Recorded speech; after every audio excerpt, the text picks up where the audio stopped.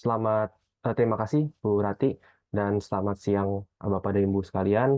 Terima kasih atas waktunya hari ini dan saya juga mengucapkan terima kasih kepada ISCA yang telah memberikan kesempatan kepada saya untuk bisa mengisi sebagai pembicara pada hari ini. Eh, saya yakin bahwa Bapak dan Ibu sekalian ini pasti memiliki pengalaman mengenai pemilihan ranking yang jauh lebih baik daripada saya. Namun di sini saya hanya sharing saja mengenai pengalaman saya ketika saya diikut sertakan dalam proyek ini. Jadi judul yang akan saya bahas di sini itu mengenai optimalisasi kapasitas gudang menggunakan shuttle racking. Mungkin ini sekitar profil dari saya. Jadi saya lulusan teknik industri juga, Untar, pada tahun 2016, dan saya bekerja sebagai logistik officer di PT Bukit Mega Masawadi. Dan dari tahun 2021 sampai dengan sekarang, saya memegang logistik section head nasional di perusahaan PT Bukit Mega Masawadi. Kemudian eh, saya lanjutkan, eh, saya akan membahas ada 4 konten ya yang akan saya bahas di sini. Jadi pertama itu latar belakang dalam pemilihan shuttle tracking, terus kemudian tahapan dalam pembuatan shuttle tracking seperti apa, terus kemudian perjalanan project dan timeline, isu yang dihadapi selama project ini berjalan, dan serta pengalaman kami dalam menggunakan shuttle rack. Mungkin pertama-tama saya akan menjelaskan dulu ya mengenai latar belakang tempat perusahaan saya bekerja. Jadi perusahaan saya bekerja ini namanya PT Bukit Mega Masawadi. Kita itu merupakan distributor biji plastik terbesar di Indonesia dan sudah berdiri sejak tahun 1980-an. Nah, jadi di sini tuh kami melakukan import ya, import barang dari luar negeri dan kita menjualnya itu kepada pabrik-pabrik lokal. Nah, ini kita memiliki beberapa gudang. Jadi, eh, our warehouse ini terdapat di Jakarta, di Cikarang, Cibitung, Bandung, Solo, Semarang, Surabaya, Gresik, dan Medan. Eh, Kemudian untuk kapasitas kami sendiri, secara nasional ini kita mampu menampung sekitar 90.000 ton. Nah, ini ada website kami juga, ada bukitmega.com dan tokopedia.com. Jadi kalau misalnya seandainya Tokopedia sendiri itu merupakan sister company kita yang merupakan e-commerce sebagai platform dalam menjual berbagai macam resin petrokimia. Kemudian saya lanjutin, jadi ini merupakan latar belakang pembinaan shuttle tracking kami. Jadi kalau misalnya seandainya Bapak Ibu bisa lihat di gambar kami, ini merupakan salah satu shuttle tracking yang kami gunakan di gudang kami yaitu di Cikarang. Jadi sebenarnya shuttle tracking untuk tracking sendiri itu kami ada terdapat di 3 tempat. Pertama itu di Cikarang, terus kemudian di Margomulyo atau Surabaya dan di Gresik. Coba kalau misalnya saya di Gresik, kita menggunakan double deep tracking untuk Margomulyo dan Sentosa dan Cikarang kami menggunakan shuttle tracking seperti gambar ini. Nah, untuk latar belakang sendiri yang akan saya jelaskan di sini itu adalah alasan kenapa kami menggunakan shuttle tracking pada gudang kami yang ada di Cikarang. Nah, ini ada 3 latar belakangnya. Pertama itu kita harus mengetahui isu yang terjadi selama ini, kemudian mengetahui kondisi susunan barang seperti apa, dan mencarikan solusi terhadap isu tersebut. Nah, kalau untuk isu sendiri, jadi kami ini terdapat 2 isu ya yang dijadikan sebagai isu yang dari manajemen. Jadi di mana itu pertama itu ada proses yang lama, terus kemudian ada luas bangunan terbatas.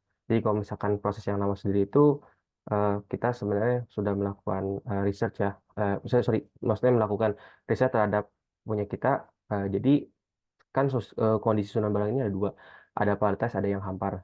Ketika kita melakukan unloading barang dalam proses hampar, yaitu kita taruh barang tersebut di lantai, kita membutuhkan waktu sekitar 80 menit.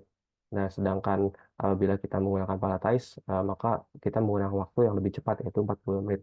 Sehingga dengan perubahan proses yang awalnya menjadi hampar menjadi palletized, itu dapat mengurangi proses yang lama. Kemudian luas bangunan terbatas. Jadi dari manajemen kami, kita tuh hanya diberikan eh, gudang dengan luas sekitar 3.600 meter persegi dan cara yang dapat kita lakukan untuk dapat meningkatkan penyimpanan, salah satunya itu dengan cara kita harus meninggikannya. Nah, meninggikan itu dengan cara shutter racking ini. Terus kemudian mengetahui kondisi susunan barang. Jadi yang seperti dijelaskan tadi, bahwa kita harus tahu susunan barang kita itu hampar atau palletized. Karena dengan kita mengetahui itu, kita bisa tahu kira-kira isu apa yang bisa kita selesaikan. Terus kemudian mencari solusi terhadap isu tersebut. Seperti proses yang lama, isunya itu dapat diatasi dengan menggunakan palletized. Terus kemudian untuk luas bangunan terbatas, kita bisa menggunakan shutter racking seperti ini. Kemudian saya lanjutkan mengenai tahapan dan pembuatan shutter racking. Jadi di sini ada 4. Pertama itu mempelajari tujuan sebelum menggunakan shutter rack, kemudian mengetahui target yang mau dicapai dengan adanya shutter rack, terus pemilihan berdasarkan dimensi gudang dan kekuatan lantai, serta pemilihan vendor yang tepat. Nah, ini mempelajari tujuan sebelum menggunakan shutter rack.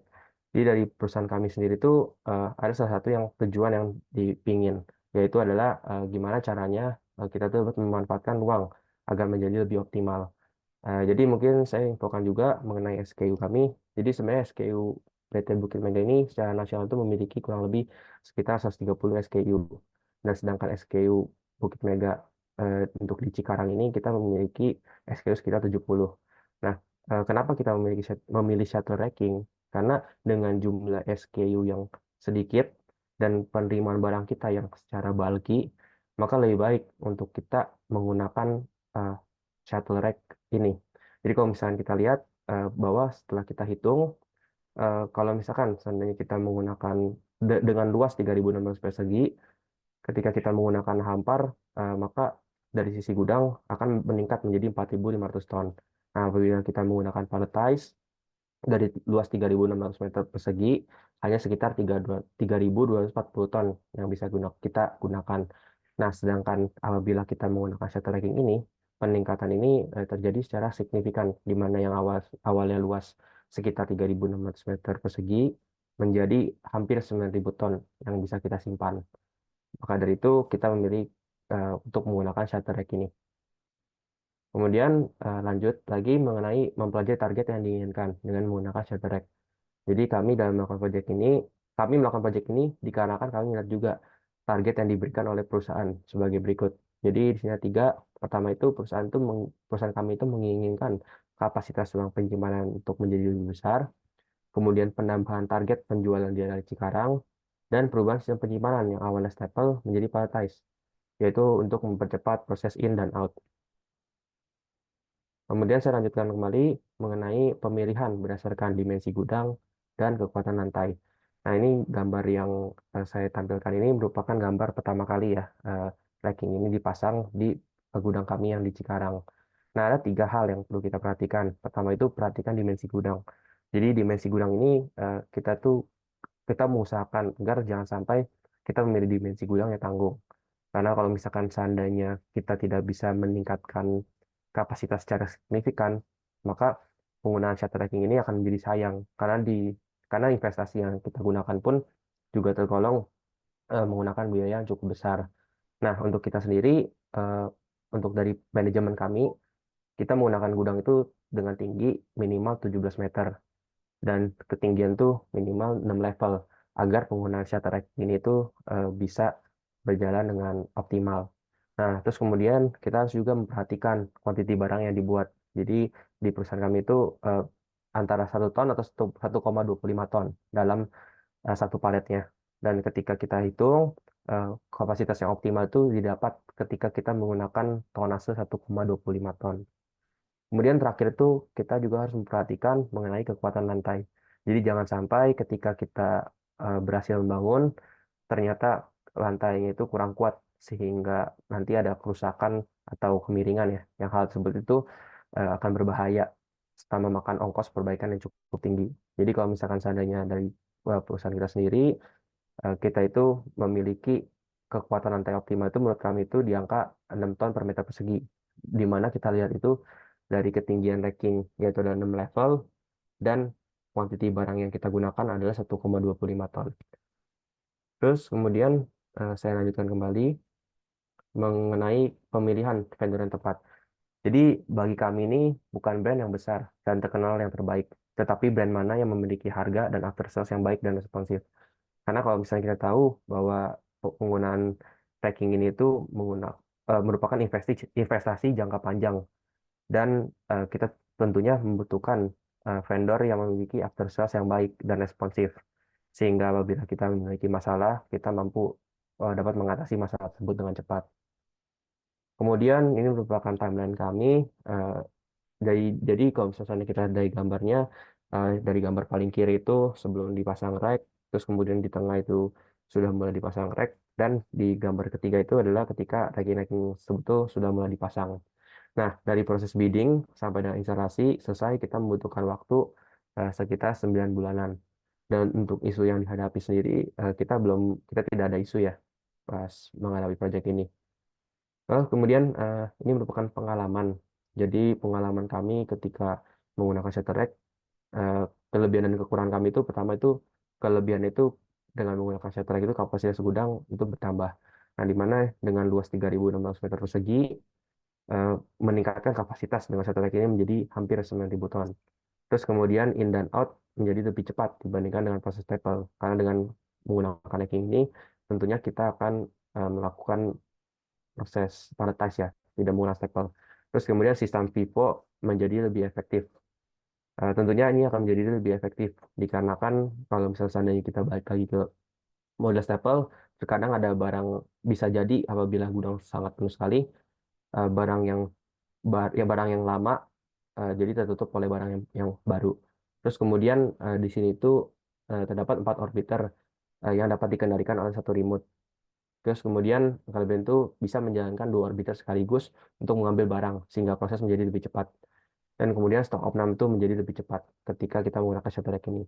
Nah, kekurangan ini jika ada palet yang patah atau susunan palet yang kurang baik, maka lebih sulit untuk ditangani serta sulit untuk membersihkan bagian dasar racking. Jadi ketika palet itu patah dan terutama kondisinya itu di level yang cukup tinggi, dari sisi tim kami itu akan mengalami kesulitan ya untuk melakukan perbaikannya karena eh, apabila paletnya patah atau atau susunan palet kurang baik, maka orbiternya itu kadang itu bisa nyangkut dan membuat kita itu harus memperbaiki susunan itu di level yang cukup tinggi.